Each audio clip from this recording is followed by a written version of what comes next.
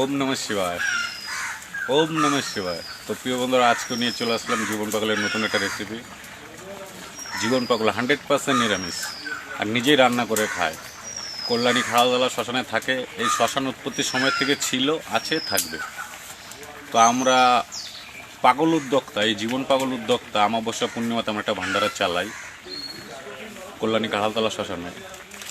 তো এত কথার মাঝখানে প্রিয় বন্ধুরা রেসিপিটা দেখে নাও। রেসিপিটা দেখাচ্ছি পুরো 100% নিরামিষ। এই যে ভাত ওই যে হয়ে গেছে, 80% হয়ে গেছে। ভাত 80% হয়ে গেছে, ঢেকে রেখে দিয়েছে, ওটা 100% হয়ে যাবে এই তরকারি হতে হতে। যে নিরামিষ সবজি। তো প্রিয় বন্ধুরা চলো সবজিটা দেখাচ্ছি তোমাদের কি কি সবজি দিয়েছে পাগল আজকে।